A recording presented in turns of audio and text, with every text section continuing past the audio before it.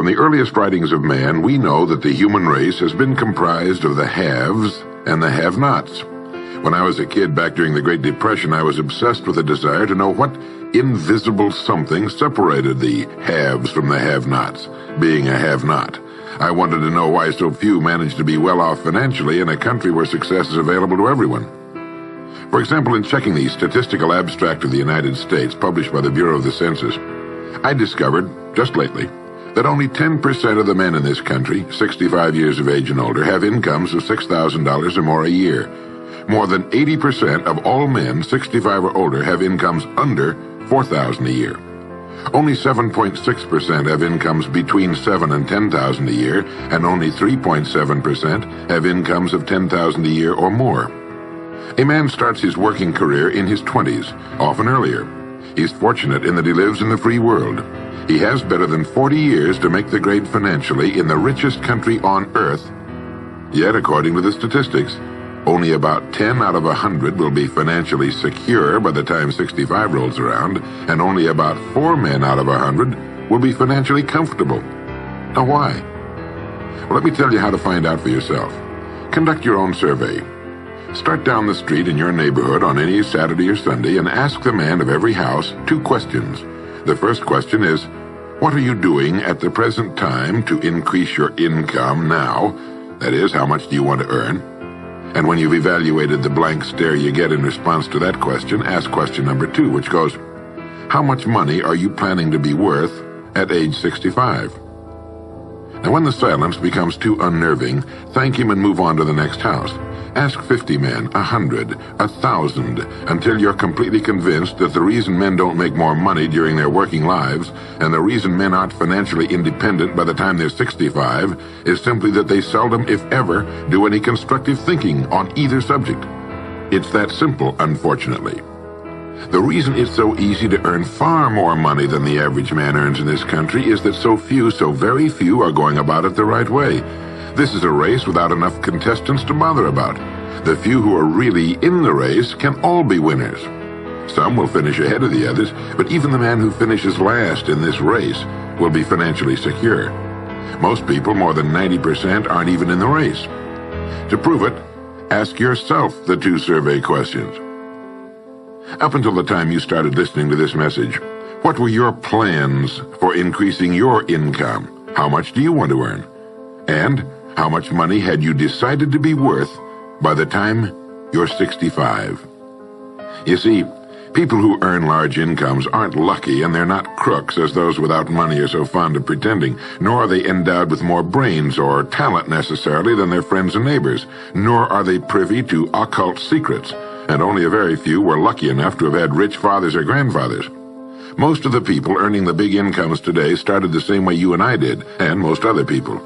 The only difference between the men who earn big incomes and those who earn small incomes is that those earning big incomes decided to earn more. They're the people who made it their business to earn more. You see, a woman who does not think about baking an apple pie for dinner tonight will never think of looking up the recipe for apple pie. Without the decision for pie, there's no motivation for checking out the recipe. A man who does not think about driving his car to St. Louis, Missouri or Nacogdoches, Texas will never get road maps which show how to get to St. Louis or Nacogdoches. And a man who never decides to earn more money will never think of learning how, of looking up the rules for earning more money. You see, people do what they make up their minds to do. So get rid of the ancient superstition once and for all that people who earn big money are special people, or lucky, or get the breaks, or had money to begin with, or knew someone, or are smarter, or anything else. These are alibis. They can all be disproved 1,000 times. The reason there are so many of these alibis around is that men who fail to make the grade financially are seldom honest enough to just admit that they really didn't try and keep trying. So in order to justify their failure, in order to remain seated, they dream up and pass along these old alibis. We're all self-made, but only the successful will admit it. I once had occasion to visit Charleston, South Carolina. I'd never been there before, so I hired a taxi to drive me around the historic old town. I particularly wanted to see the battery where that famous shot was fired on Fort Sumter. Along this beautiful drive, some of Charleston's oldest and finest homes look out over the bay. I commented to my cab driver on what lovely homes they were, and he said, yes, some of those homes have 40 rooms. And then he thought a moment and he said, and every one of them is owned by a crook. This is how the have-nots justify themselves and their lot in life. I didn't say anything because I didn't feel I was entitled to advise him or try to straighten out his thinking. This is a free country where as long as he doesn't hurt others, everyone has the unalienable right to be just as wrong as he wants to be. As Thomas R. Lounsbury, the American scholar and educator, put it, we must view with profound respect the infinite capacity of the human mind to resist the inroads of useful knowledge. My taxi driver and men and women like him all over the world have been kidding themselves and holding themselves down and refusing the bounty and abundance of the world for centuries. Knowledge is available to everyone. We can either listen to those qualified to teach us, or we can go along with those ancient stumbling blocks we get from people who don't know any more than we do. The truth, incidentally, about those homes along that beautiful drive is that they were built by the men and women who made the largest contribution to the city of Charleston. In just a moment, I'm going to give you the formula for getting rich, but before I do, I want to remind you of something. Before a jet pilot begins his takeoff from an airport, he carefully goes over a checklist, item by item. He does this not only because it's required by law, but because he cannot afford to trust so important a job to his memory alone. He has another checklist that he goes over just as carefully before he begins his letdown at his destination. He does this without fail every time he takes off and every time he lands. Well, I think living successfully is as important as flying an airplane.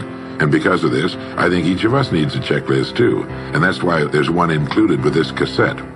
We need a checklist to go over item by item before we take off in the morning and before we drop off to sleep every night. So I want to recommend that you affix the checklist to your bathroom mirror. Stare at it as you brush your teeth in the morning and stare at it again as you prepare for bed at night.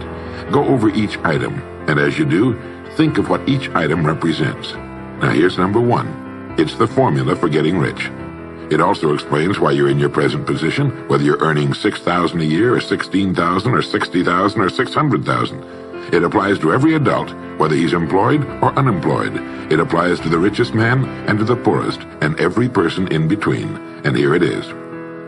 Our rewards in life will always be in exact proportion to our contribution, our service. Now that's what the formula means as the first item on your checklist. Memorize it. Our rewards in life will always be in exact proportion to our contribution, our service. Listen to it, think about it until you know it emotionally as well as intellectually. It might give you some slight feeling of superiority to realize that there's probably not another man within a mile of where you live who knows it. You can add it as a question on your survey if you want proof of that. If you want it in another form, here it is as it applies to a man's job. It's the same thing really, the same thing applies, but you can express it differently.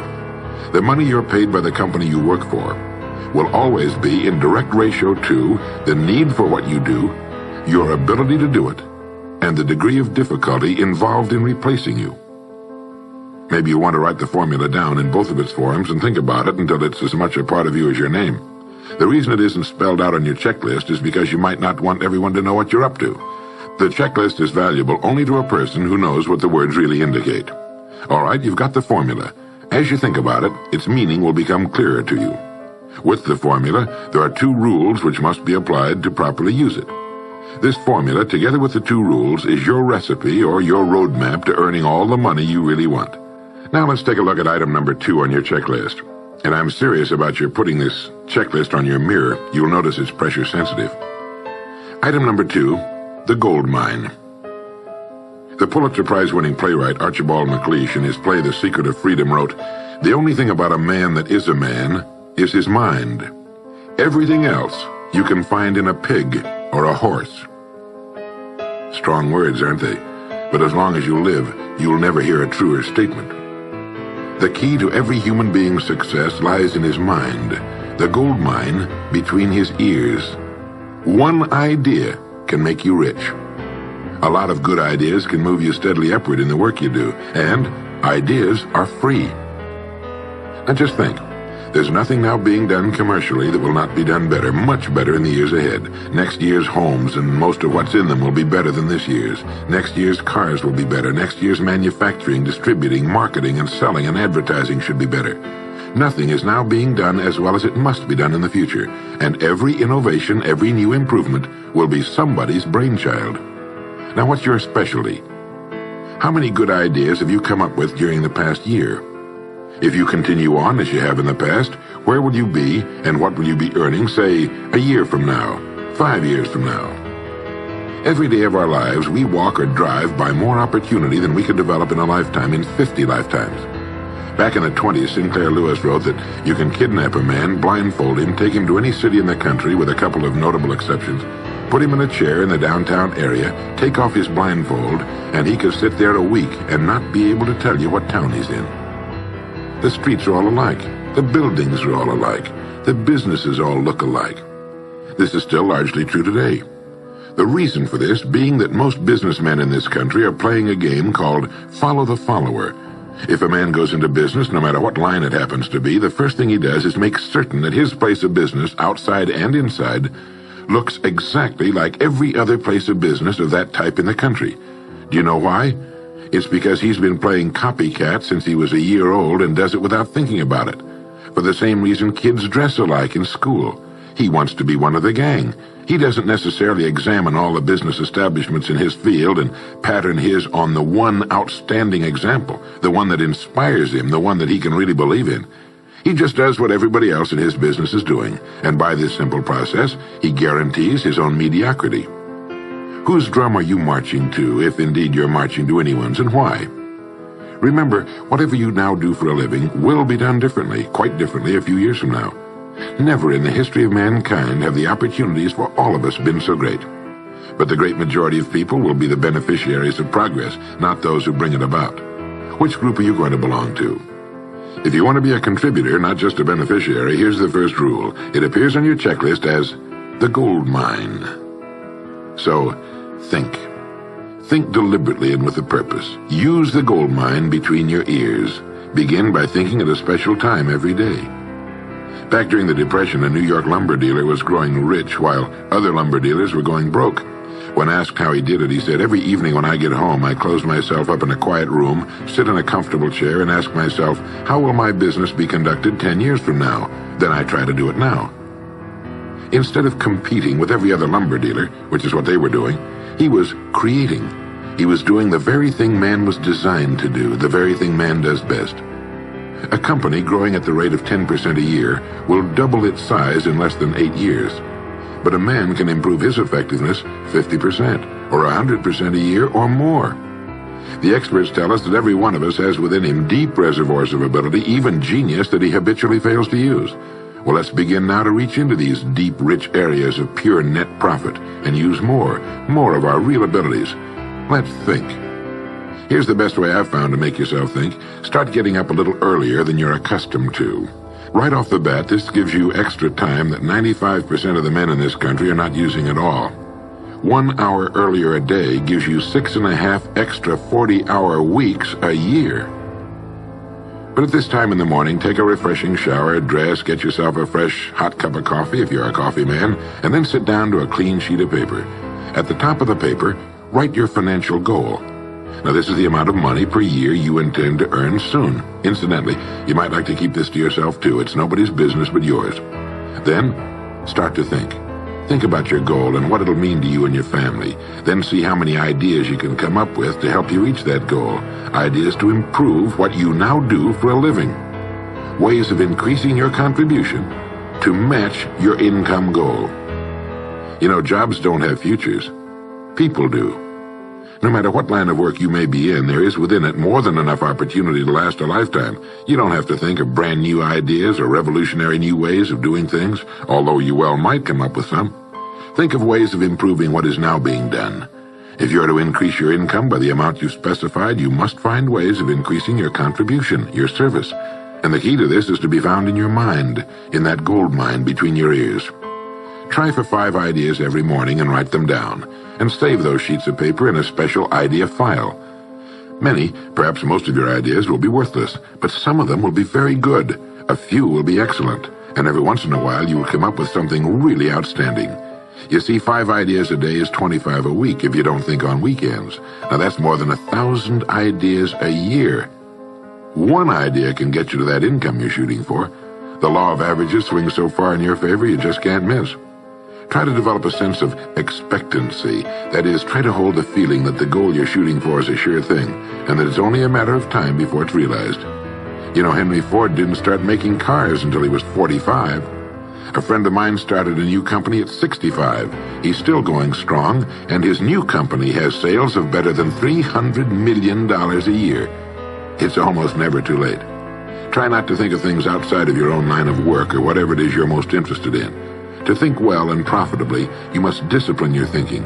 Keep it on course, controlled, keep it in one field, specialize. Now for the final item on your checklist. It appears as the word. And the word is attitude. Attitude has been called the most important word in the language. William James put it this way. He said, "The greatest discovery of my generation is that human beings can alter their lives by altering their attitudes of mind." Now this is something to think about. Can alter their lives by altering their attitudes of mind. It's another way of saying we become what we think about. Look at it this way. Your total environment, if you've been an adult for any appreciable period of time, your total environment is a reflection of you as a person. The house and the neighborhood in which you live, the car you drive, the clothes you wear, the job you do, the people with whom you regularly associate. Your total environment is an exact and merciless mirror of you as a human being. Now, if you feel your environment can stand some improvement, you have only to improve your attitude, and your world will gradually change to reflect the changing person. Here's how to change your attitude. Beginning now, begin to act as would the person you most want to become. Now that is, if you were already in possession of the goal you're shooting for, how would you conduct yourself in all of your affairs? Well, do it now, and tomorrow, and the next day. Begin now to act the part of the person you most want to become, and you'll end by becoming that person. Subtly, in little ways, in the way you dress, in the way you talk, in the unfailing courtesy you show to every person with whom you come in contact, begin to act the part of the person who has already achieved that which you're shooting for. The German philosopher Goethe gave us the secret when he said, before you can do something, you must first be something. When you behave like the person you most want to become, the things that person would have will tend to come to you. It's simply cause and effect. Don't be in too big a hurry. It takes longer to build a skyscraper than a chicken coop. Build slowly, steadily, and well. Then when you make it, you'll keep it. You'll stay on top. Always be suspicious of the so-called get-rich-quick scheme or sudden success. Never forget that word, attitude. It's your attitude toward the people with whom you come in contact that will determine their attitudes toward you. The person with the great attitude toward life and the world is the person other people call lucky. He's not lucky. He's just using our old friend, cause and effect. His causes are excellent, and his effects have to be just as good. Well, that's it. 3 things to remember. 3 things to practice every day. If you spent 16 hours a day, 7 days a week, practicing your golf swing, in a relatively short time, you'd have a grooved, beautiful swing like the pros. So practice your new attitude every day, every waking hour. Practice thinking a few minutes every morning, and you'll find yourself thinking all day long. And remember the formula. Our rewards in life will always be in exact proportion to our contribution, our service. Go over the ideas in this message every day until they're as much a part of you as your name and your temporary address. You'll notice that each time you listen, you'll hear something new. You'll get a new idea you failed to get before. This is Earl Nightingale, and thank you.